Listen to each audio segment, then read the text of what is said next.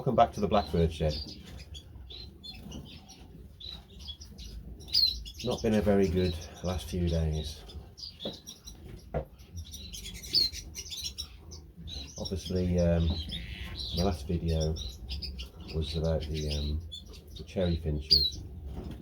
Well, things haven't gone very well at all. In fact, couldn't have gone much worse. I mean, the saga on the cherry finches is just almost unbelievable. Yeah, first of all, the cock died from the original pair that I had. Freak death, drowned in the water feeder, which is amazing. Then we get a new cock. Things looking up good again. Lay eggs, fertile eggs. 2 hatch, and that's where we left it. Well, the day after I came in, and the other two eggs had hatched. There was a 5th one as well which didn't hatch, but the other 2 eggs had hatched, and there was 4 babies in the nest. The 2 original ones had died. I took those out, hoped that they would feed the other ones. They were definitely different, because one had a slightly lighter head. And the day after they were dead as well. So there you go, 4 babies. So the success of pairing them up and them being a pair, laying eggs that are fertile, hatching the eggs, brilliant. But after that, either they didn't feed them, then it was only a day later. I thought there'd be enough food in their bellies from the yolk to keep them going a bit more than that, but yep, dead. Or whether they've sat on them too tight, don't know. So probably a learning curve for that pair. So pretty bad news. So I took the babies out, obviously, took the egg that wasn't going to hatch out. Days later, it was morning, and I saw the hen opening her mouth like this, wiggling her little tongue, and I thought, that's strange. She was like that. Whether she got something stuck in her throat, don't know. I had to rush off to work, so it was like, hope whatever is going on there is going to clear. Almost resigned to the fact that, you know, things are going so bad with this pair, that, or these birds, that she'd be dead by the time I came back. And guess what? Yeah, came back dead. Still warm, so she's only perished sometime that afternoon, I think. Couldn't revive her, and we're now left with a single cock bird. So that's that cage. Whether that cage is jinxed, I don't know, because we haven't got the original cock, we haven't got the original hen. We've had 4 chicks hatch, look healthy as anything, die within a day. So I suppose that's what bird keeping is about. It's not always about the highs, you know, which, you know, you get babies and they grow up and fledge and they have babies as well. It's all, you know, that. But it's about just keep trying, really, and just eventually, or not at all, it'll work out. So now if I want to breed some cherry finches, which I'm keen on doing, I need to get another hen. So I'm looking out for that. Not only on that day, or within a day of that day, did we lose the hen, we also lost the another hen, and that was the golden sparrow. So we've just got the cock left in there now. Now it was, I think I'd reported that it was going a bit light, and it could have been just a molt, but yeah, and it could have been to do with the molt, because these haven't molted out yet. That's not in its adult plumage at all. It was light, it was down in the corner there, and the male was looking after her. I'm pretty sure that's the male. So now we've got just a cock, one of those left. So, and that goes with in the aviary. We've got a cock and weaver finch. The hen died a few months back or a few weeks back. So it's not been particularly successful recently. Now last Monday I took away 3 of the Gouldian finches, the males that we had, 4 redheads, 2 lilac breasted and a purple breasted. Fantastic birds, absolutely amazing. Took them to the pet shop. We traded one of them with a friend at the pet shop, just so I could get a bit of new blood into the stud. And this is the bird. Well, let me show you first of all my cock bird. That's in there. So he's the father of all the other ones I've got. I can zoom in a bit better. He's a stunning bird.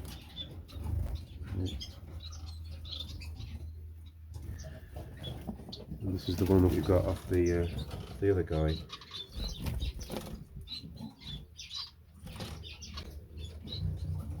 Now it's a slightly darker back. Hard to tell in there until I get them right next to each other. I'm not going to be able to really tell the difference, but he's a slightly darker back. His feather condition's nowhere near the same as the ones I traded. He's another yellow, another orange head as well. So I would have hoped for a black head or a red head. He does that thing with his neck, which is a little bit concerning. So I'm not sure what he's doing there.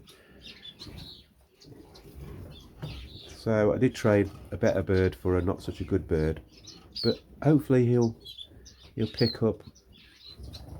He'll eat well, and you know, hopefully he will become a good bird. Perhaps it is right to get new blood into the stock, I suppose, rather than inbreeding them. But let's look at the other ones while we're here. So in here, I'll try to separate them roughly now. I know there's 2 hens in here. Now I've got that beautiful hen there with the white breast.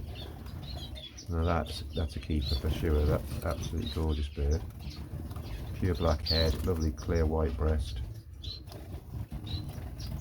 Just beautiful. The one at the back is a purple breast or a lilac breast. And that's a hen now. She hasn't quite feathered out on her head at the moment, but she's looking like she's a pure black head rather than a black with red patches. See a close up there. She's got a problem with her foot. She's just got some muck on it, and I've been struggling to get it off. So she's not sitting too bad now, but she's been sitting a bit awkward. The other one that's in there, that one there, I'm pretty sure it's a cock.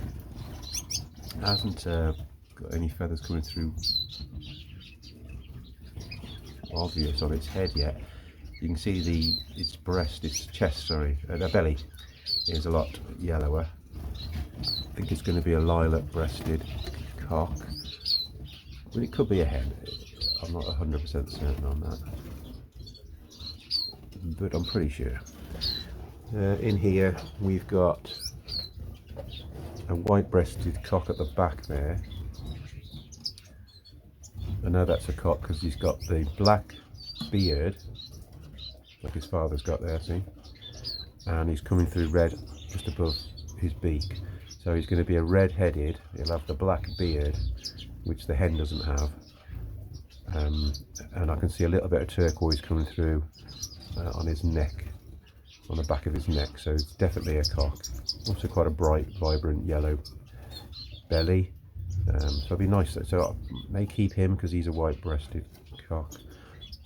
That's a cock as well, because I can see dark coming through on its. Yeah, dark coming through on its beard, and a little bit of red on its head, and another lilac breasted. I think I'm probably 98% certain that's a cock.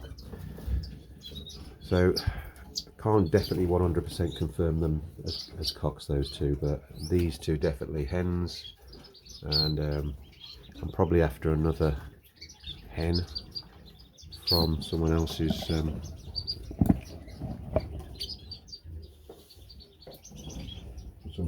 shed. Right, now Mannikins. I think last time we had eggs. Now just putting a little note on here. There's 3 eggs in there. They are sitting. I had a look. They were due yesterday. It's the 1st of December today. They were due yesterday, and there's nothing hatched. And I've candled them with a torch, and it looks like there was maybe some development, but it's just got no further, and they're no good. Right, now the starfinches, I've been removing eggs and putting them, because they were laying on the floor and in that nest pot. I've put a few eggs up there. I've now just got the 2 parents Bengalese up here, so they are sitting on eggs. Now I think by candling them, I think there's a possibly fertile starfinch eggs in there, and a couple of Bengalese as well. I've replaced some of the other eggs with pot eggs. But we have more developments down here. We've now got 6 eggs in this starfinch nest. Now I've candled them, and they're all just freshly laid, really. There's nothing going on as far as development. But if you remember, they're likely to have fertile eggs. So last time they had chicks, I think they had 4 chicks. They tossed them all. They all died and then got tossed. So I've got a dilemma to now. Obviously, we've got to see what happens over here with these Bengalese. If those eggs don't hatch,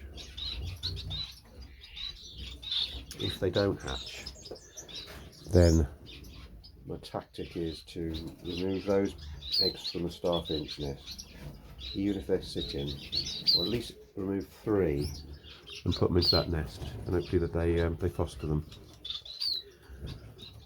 Other than that, I've just got to risk that they stay in there.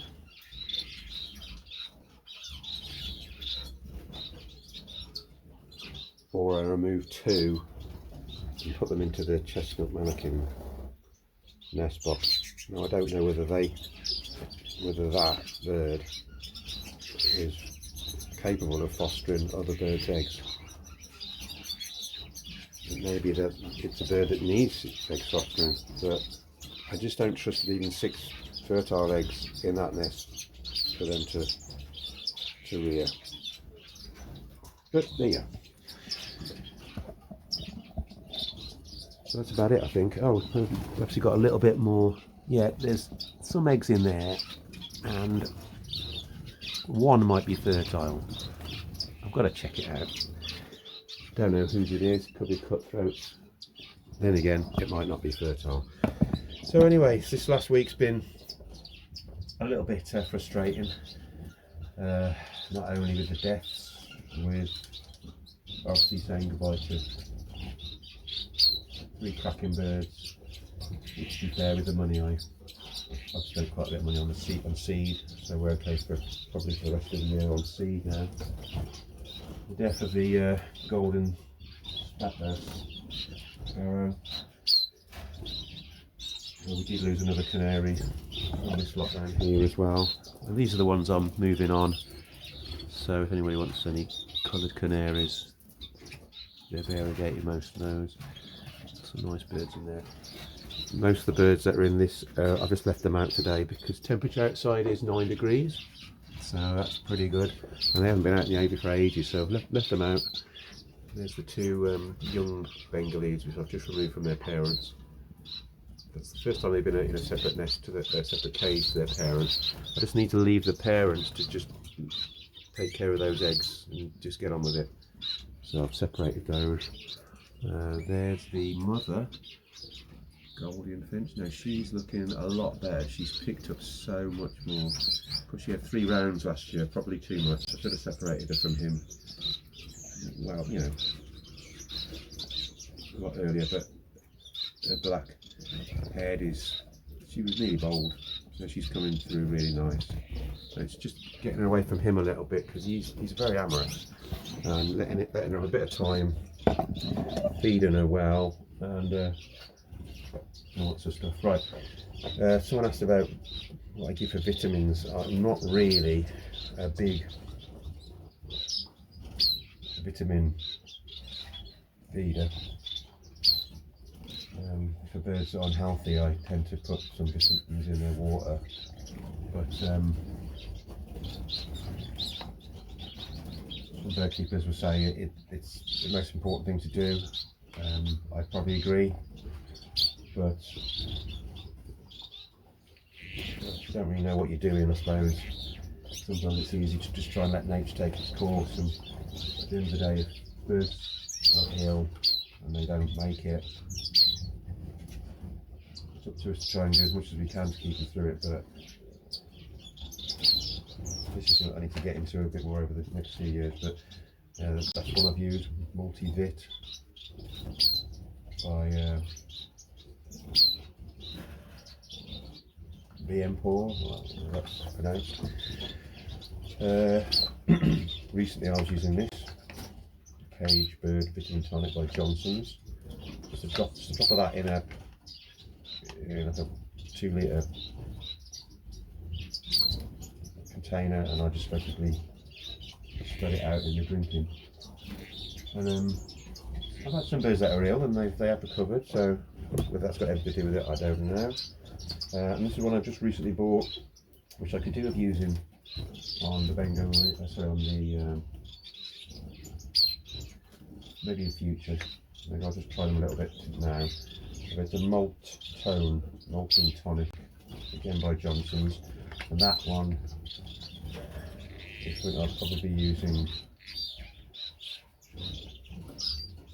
the Gouldian finches once they're young. They start going through the molt.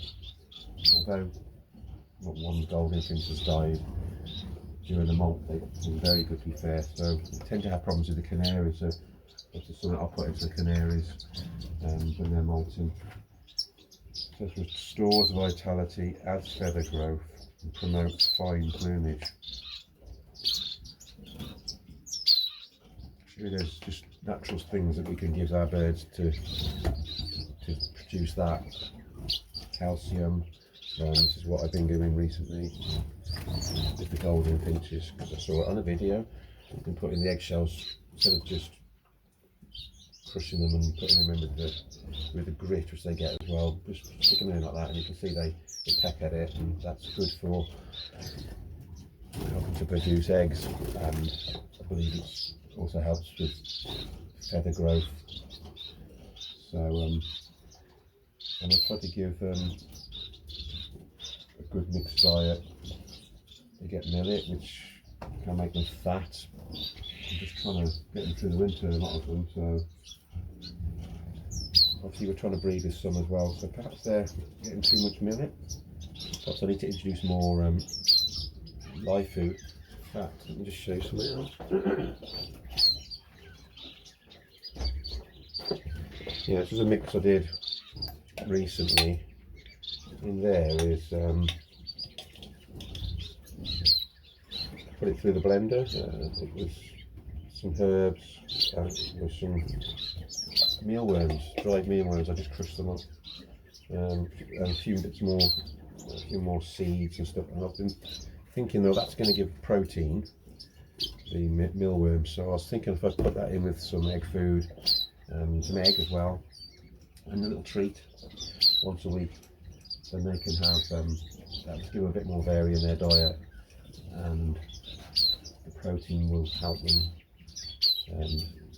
If we've got chicks, if we do get chicks, this is the sort of thing I'm going to be mixing in with the egg food to help them with that. Another thing a few people have asked about is the heating, and that that it's pretty cold this time of year, and how can you breed birds? Well, I've got good heating in here, so first thing we've got down here is the tubular heater. Now that one is a 120 centimetre one. It's controlled as a thermostat on the end here, and I've just got that off it was either Amazon or eBay. That's just connected to there. Now that was giving me decent temperatures, but obviously the last few, well, not recently, not the last 2 days, but recently this week we've had problems with the temperature going down to near minus. Well, we've had frozen water outside, so must have gone below zero. But currently in the shed we're at 19 degrees, so it's actually really hot now. Of course, it could be too hot. The other backup I've got is this one here, which is in the other part of the shed, which I don't want to show because it's a mess. That's in the bar area, and where the sink is and the larder with the food is.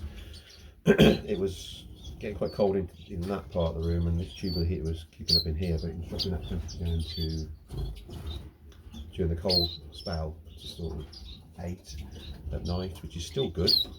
But I've just plugged that one in just to give that extra bit of, again, it's on a thermostat, so it won't overheat the room. It should keep it a nice constant temperature.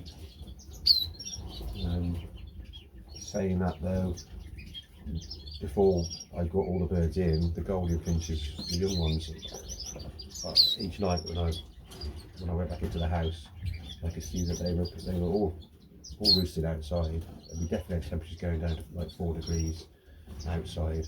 None of them have perished. And they are fairly hardy, I think. I've had some people say that they don't like the cold temperatures, but of course I don't want to work out what their temperatures that they die on. You know, it's not an experiment, but probably wouldn't risk it. I think once it starts getting to near to sort of 5 degrees temperatures, and it drops anything lower than that at night time, it's just not best to bring them in. There's a few songs there. I'm just not going to sing now. Yeah, so I think it's best to keep them in, and not to risk it really. Yeah. So anyway, it's been a sad week. Hence I didn't do the video. That's a little bit of update of where we are at the moment. So fingers crossed that these Bengalese are going to foster some eggs that are going to hatch. It's not. I mean, the saying "don't count your chickens." It's really apt when it comes to bird breeding. You don't even count them when they hatch. Let's get them through the first 5-6 days. Let's make sure they're being fed, and then we can perhaps relax a little bit more. Because you don't want to disturb birds, you don't want to keep checking on them all the time. The starfinches, if they hatch any chicks, I'll be checking those every day, because last time they tossed them, so they might have just accidentally pulled them out of the nest, or they might have picked them out and thrown them, or they might have died and then they picked them out and thrown them. So we've got to keep an eye on those. The first pairing of Gouldian finches last year, the first nest they had, 3 of the chicks were tossed. I think one of them twice. Picked them up, put them back in the nest, fine. That was purely down to the fact that she's not a young hen. She's got really long nails. I think she just basically, as she came out the nest, she pulled the chicks accidentally. So I'll be keeping an eye on those. That's it then. So hopefully the next video will be a little bit more happier, and there'll be some more things going on that's positive, more positive news. But anyway, thanks for watching. Sorry it wasn't a happy video, but onwards and upwards, and fingers crossed we'll have some better luck in this next week. Thank you for watching. Please subscribe, smash that like button, and yeah, I haven't got a catchy phrase, by the way, so I'll have to make one up, won't I? Yeah, keep smiling. Take care.